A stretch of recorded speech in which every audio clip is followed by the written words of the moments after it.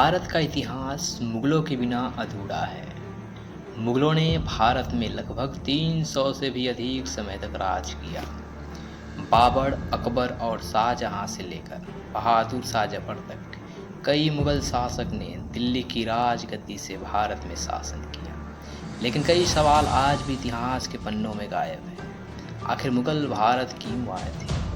मुगलों ने भारत में अपना साम्राज्य कैसे स्थापित किया? राजपूत और मराठा के रहते कैसे विदेशी ताकतों ने भारत में इतने लंबे समय तक राज किया? आखिर क्या है मुगल के इतिहास की असली कहानी? आइए जानते हैं इसी वीडियो में, थोड़ा डिटेल से समझते हैं। तो दोस्तों, अगर बाबर हिंदुस्तान न आता तो भारत में मुगल साम्राज्य की स्थापना न होती। भारत में कभी लाल किला, ताजमहल जैसे भव्य इमारत ना देखने को मिलता। बाबर का असली नाम जहीरुल मोहम्मद था। उसका जन्म 14 फरवरी 1483 को फरजाना में हुआ था। फरजाना आज के समय में उज़्बेकिस्तान के अंतर्गत आता है। बाबर को तैमूर और चंगेज खान का वंशज भी माना जाता है।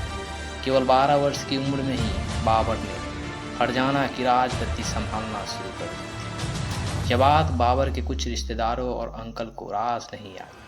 उन्होंने बाबर को हटाने के लिए षड्यंत्र बनाना शुरू कर दिया।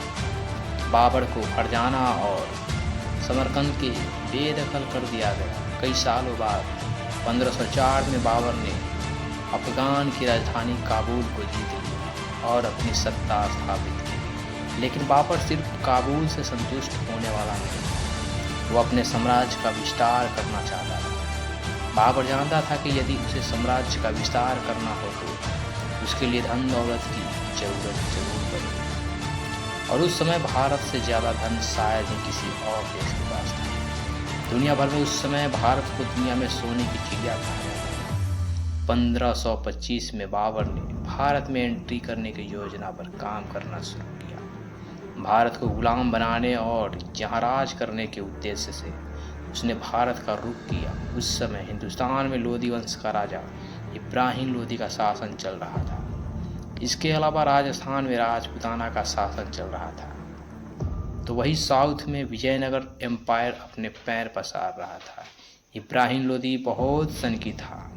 उसे कुर्सी से हटाने के लिए उसने चाचा अलाउद्दीन लोधी और पंजाब के गवर्नर दौलत खान के एक प्लान बनाया और काबुल से बाबर को भारत आने का निमंत्रण भेजा। बाबर को तो जैसे इसी मौके का इंतजार था और तुरंत ही अपनी सेना के साथ उसने भारत की ओर रुख कर दिया।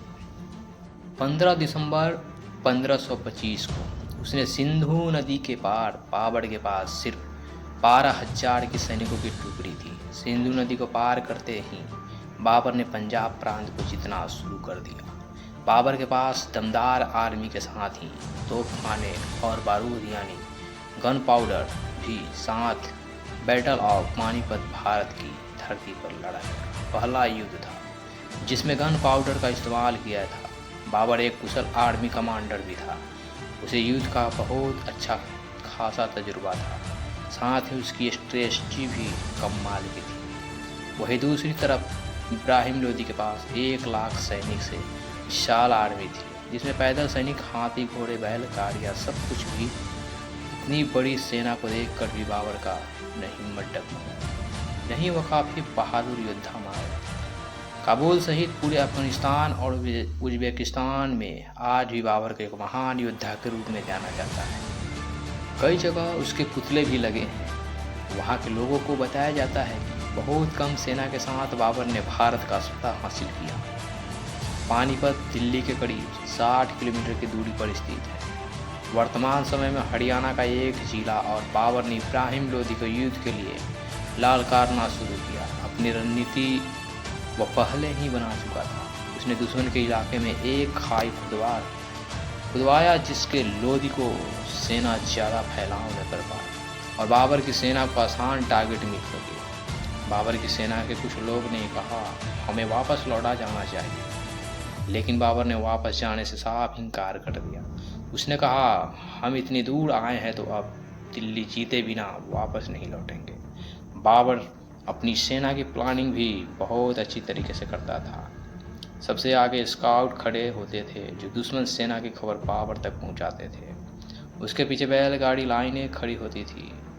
सभी बैलगाड़ी को चमड़े की बेल्ट से बांध दिया जाता था और उनमें थोड़ा थोड़ा गैप छोड़ा जाता था। उन गैप में सैनिक तीर कमान लेकर खड़े होते थे और बीच में थोड़ी थोड़ी दूरी पर ही तोप खाने भी तैनात कर दिए जाते थे। सैनिकों के पास जो तीर कमान होते थे वो भी कोई साधारण नहीं, उनकी डोरी खींचने से ही काफ़ी ताकत लगती थी। एक तीर 600 मीटर की दूरी तक जा सकता था, जब करीब 7 फुटबॉल के स्टेडियम के बराबर हर पाउंड सेकंड में सैनिक तीर चला सकता था और एक तीर 4000 पाउंड फोर्स क्रिएट कर सकता था। बाबर के पास एक वेल ऑर्गेनाइज्ड आर्मी थी। दूसरी ओर लोदी की सेना ने भी मैदान में डेरा डाल दिया था, जिसमें 1 लाख से अधिक सैनिक थे। लेकिन इतिहासकार ने लोदी की सेना को सेना न कहकर बल्कि मेले का नाम दे दिया। बाबर लोदी दोनों ही सामने वाली सेना के पहले आक्रमण करने का इंतजार कर रहे थे। बाबर जानता था कि उसके पहले अटैक किया तो उसके जीतने की संभावना कम हो जाएगी। 19 अप्रैल 1526 की रात वो अपनी सेना की एक छोटी सी टुकड़ी को लोदी के कैंप में भेजा और जैसे ही कुछ सैनिक लोदी के कैंप के पास पहुंचे, लोदी की सेना ने उन पर हमला कर दिया। बाबर के सैनिक वापस लौट आए और कुछ सैनिकों की मौत हो गई। इससे लोदी खुश हुए और सोचने लगा कि बाबर की सेना को हराना काफ़ी आसान है। लेकिन असल में बाबर ने तो मछली पकड़ने के लिए सिर्फ दाना फेंका था। 21 अप्रैल 1526 की सुबह लोदी की सेना ने बाबर की सेना पर अटैक कर दिया। लोदी की सेना बाबर के सैनिक के द्वारा बनाए गए ट्रेंच में गिर गया। वहां से बाहर निकलने में उन्होंने जितना समय लगाया उतनी ही देर में बाबर ने तोप चलाने का आदेश दे दिया। लोदी की सेना ने सबसे बड़े 300 हाथी तैनात किए थे। उसे लग रहा था कि हाथी जल्द ही सामने वाली सेना को पछाड़ देंगे, लेकिन होता है इसके बिल्कुल विपरीत। तोप खाने की आवाज़ हाथियों ने अपने संतुलन को खो दिया और अपनी ही सेना को नुकसान पहुंचाना शुरू कर दिया। अपनी ही सेना के कई सैनिकों को हाथी ने कुचल कर मार दिया। साथ ही तोप खाने से भी उनकी सेना को नुकसान पहुंचा रहा था। थोड़ी ही देर में बाबर की पूरी सेना लोदी पर हावी हो गया। नजर आई कई घंटों तक युद्ध जारी रहा। शाम होते ही लोदी मारा गया और उसका कटा हुआ सिर बाबर के सामने पेश किया गया।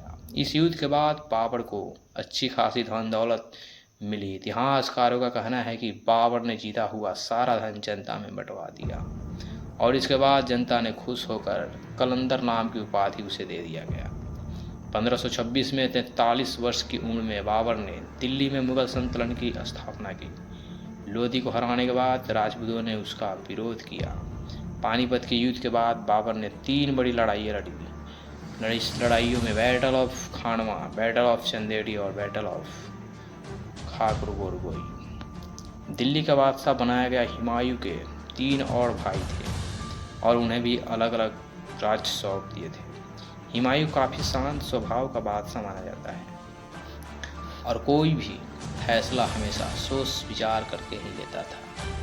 लेकिन वही हुमायूं का भाइयों का दिमाग हर वक्त षड्यंत्र में लगा रहता था। 3 भाई मिलकर यह योजना बनाते थे कि कैसे हुमायूं को दिल्ली के तख्ता से हासिल किया जाए और कई बार भाइयों चारों के बीच ऐसे ही जंग हुमायूं पर भी कई बार जानलेवा हमला हुए। सन 1539 में चौसा में हुमायूं की भीषण लड़ाई और 1540 में वीरग्राम में भी हुमायूं को युद्ध करना पड़ा। इस युद्ध में हुमायूं की हार हुई और शेरशाह जीत गया। युद्ध में हार के कारण हुमायूं को अपनी जान बचाकर भारत से भागना पड़ा। कुछ समय तक वह सिंध में भेष बदल कर रहा। हुमायूं के हामिदा बानो से शादी की और मोहम्मद जलालुद्दीन अकबर को जन्म दिया। करीब 15 साल तक भारत से बाहर रहते हुए हुमायूं ने अपनी एक विशाल सेना तैयार की। साल 1555 में हुमायूं को फिर से दिल्ली फतह करने में कामयाबी मिली। लेकिन इसी वर्ष लाइब्रेरी में सीढ़ियाँ चढ़ते वक्त उसका पैर फिसल गया। उसकी मौत हो गई। हुमायूं की मौत के बाद मुगल साम्राज्य लड़खड़ाता गया और राजा हेमू ने दिल्ली पर आक्रमण कर दिया। उस समय अकबर की उम्र केवल 12 साल की थी।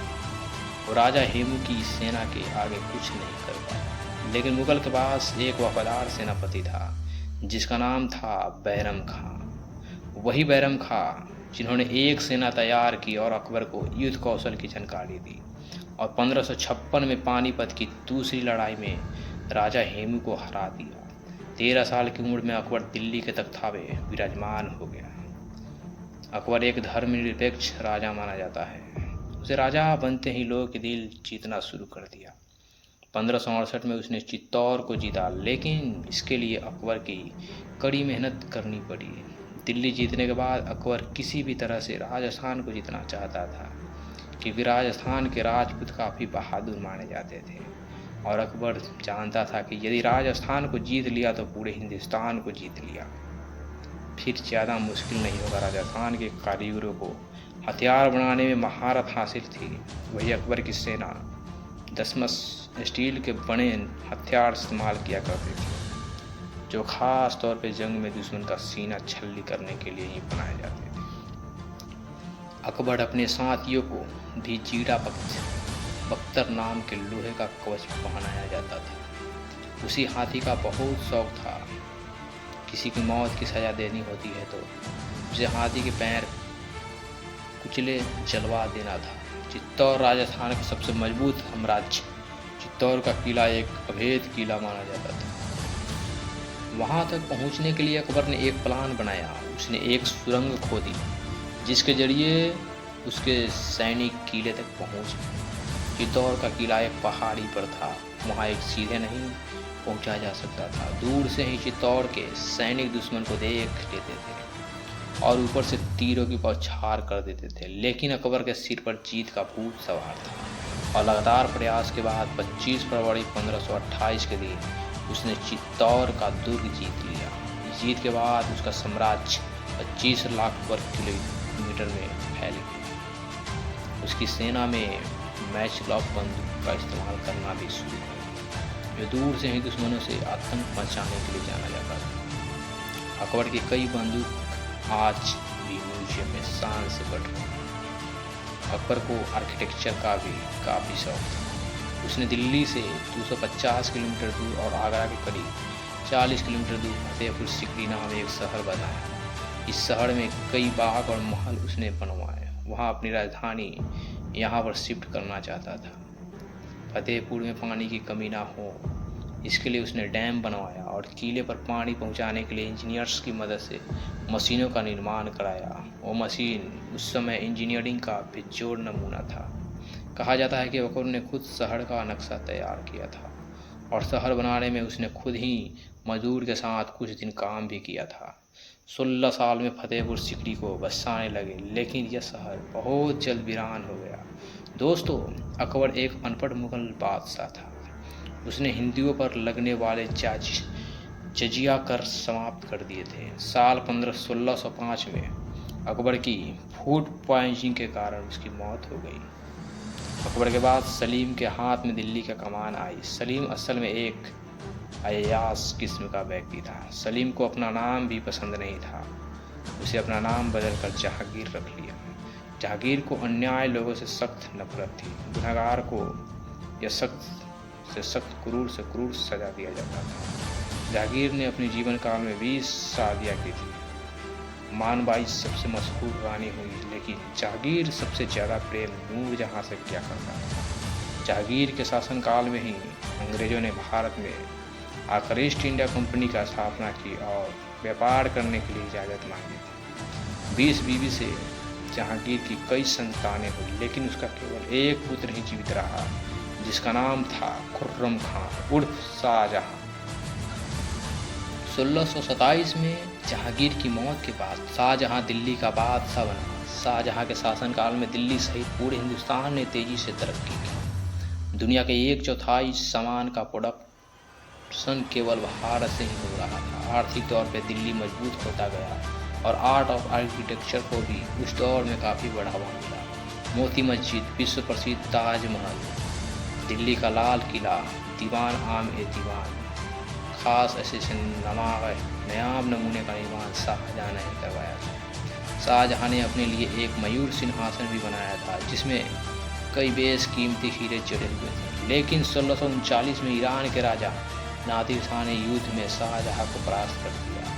उसके बाद नादिर शाह अपने साथ मयूर सिंहासन वापस ले गया। शाहजहाँ जब बूढ़ा होने लगा था उसने अपना राजपाट बेटे को सौंपने का फैसला किया। शाहजहाँ ने अपने बड़े बेटे दारा शिकोह को दिल्ली की राजगद्दी सौंपी। शिकोह सभी धर्मों का आदर किया करता था और एक नया प्रिय राजा था। लेकिन दारा शिकोह के राजा बनते ही शाहजहाँ के तीसरे बेटे औरंगजेब को हजम नहीं हुई। औरंगजेब ने सन 1658 में अपने भाई के खिलाफ युद्ध छेड़ दिया और दिल्ली का बादशाह बन गया। बादशाह बनते ही औरंगजेब ने अपने पिता को आगरा के किले में बंद करा दिया और अपने भाई को मौत के घाट उतार दिया। औरंगजेब कितना क्रूर था इसका अंदाज़ा आप इस बात से लगा सकते हैं कि भाई की मौत के बाद उसका गला धड़ से अलग करके औरंगजेब अपने पिता के पास ले गया था।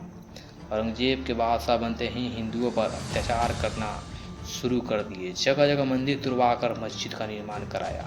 कई हिंदू का जबरन धर्म परिवर्तन कराया। उसके शासनकाल में ही हर जगह कत्लेआम हो रहा था। यह बातें मराठा, मरवाड़ा, राजपूत सहित कई हिंदू राजाओं के साथ पसंद नहीं आई। औरंगजेब के खिलाफ युद्ध का शंखनाद कर दिया। औरंगजेब युद्ध में घायल हुआ और करीब 3 महीने वह बिस्तर पर ही रहा। सन 1707 में बिस्तर पर ही उसने दम तोड़ दिया। औरंगजेब की मौत के बाद मुगल साम्राज्य धीरे धीरे अंधेर की ओर बढ़ने लगा। उसके बाद दिल्ली में कई मुगल बादशाह, लेकिन किसी ने भी वह बात नहीं थी जो अभी तक सभी मुगलों में थी।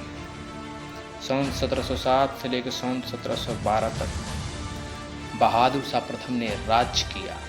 उसके बाद जहांगीर शाह, फारूक सियार मोहम्मद, सारंगीला, आलमगीर शाह, तृतीय अकबर द्वितीय सहित कई राजा हुए। किसी ने भी अधिक से अधिक समय तक राज नहीं किया और बहुत कम समय में ही दिल्ली के बादशाह बदलते रहे।